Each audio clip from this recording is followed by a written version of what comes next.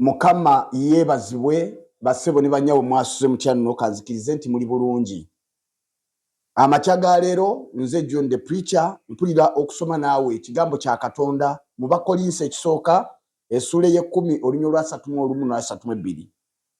Bayibuli egamba bweti, kale obanga mulya obanga munywa obanga mukola ekigambo kyonna kyonna mukolenga byonna olw'ekitiibwa kya Katonda.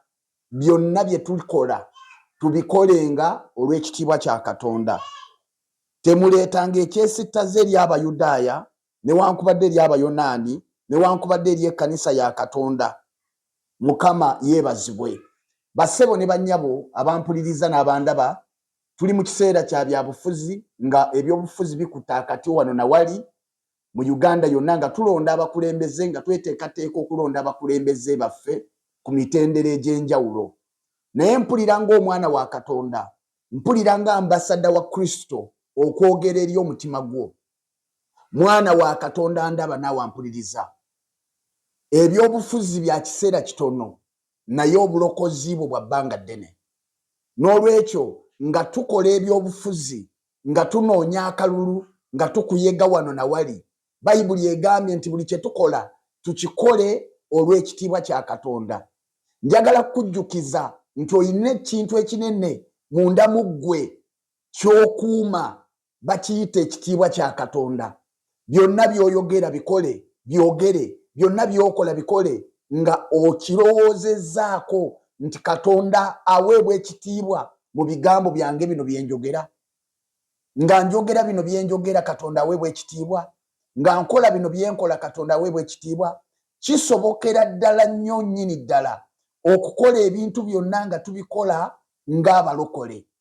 Byonna nga tetukkiriza emyoyo egituula mu bintu ebimu okutufuga. Olaba omupiira, abantu abamu balaba emipiira ne batuuka n'okuvaako waya n'okulwana. Naye osobola okulaba omupiira ng'omulokole n'osigala ng'oli mulokole wadde ng'owagira ttiimu y'omupiira.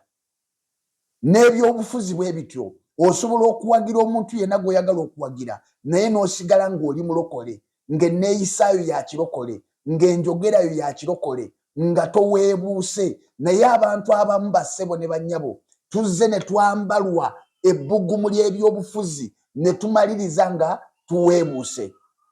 Ne tumaliriza nga tuweebuuse. Ne tumaliriza nga ekitiibwa kya Katonda tekirabise mu ffe. N'olwekyo ndi wano okukubiriza oluganda. Byonna nga bikolebwa tujjukire nti tuli baana ba Katonda. Oyina ekyokukuuma bakiyita bulokozi. Mukama yeebazibwe nnyo. Era ndi wano okukubiriza bannayuganda ffenna nti ebyobufuzi tebiteekeddwa kutwawula. Kisobokera ddala ng'olina gw'owagira nga n'omulala alina gw'awagira ne musigala nga mubyogerako era nga mubyogerako ng'abooluganda.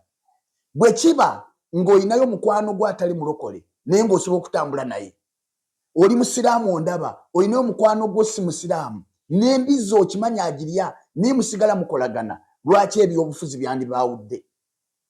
Lwaki osobola okugumiikiriza muganda wo omusamize ng'ayina n'essabo ng'ate gwe oli mulokole nga tokkiririza mu byamasabo, naye muganda wo ng'ayina essabo oba kitaawo ng'ayina essabo, naye n'osigala nga mukolagana era ng'osobola okumukyalira era nga musobola okukwatagana mu birala, mu by'obusamize nga temukwatagana naye nga mu birala mukwatagana. Bwe kiba kisoboka bwe kityo, lwaki omuntu awagira omulala ate osobola okumukyawa?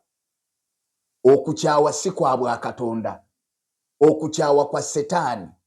N'olwekyo nga tukola byonna tuleme kukkiriza Setaani kukolera mu bulamu bwaffe. Tugulumize Katonda nga tukolagana bulungi ne baliraanwa baffe. Era weetaaga muliraanwa oyo okusinga member wa parliament. Weetaaga muliraanwa oyo okusinga president.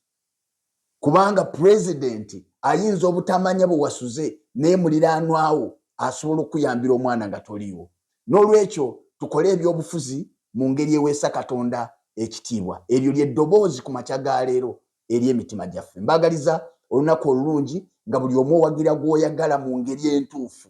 Emirembe gya Katonda egisinga okutegeerwa gibeere naffe ffenna mu Kristo.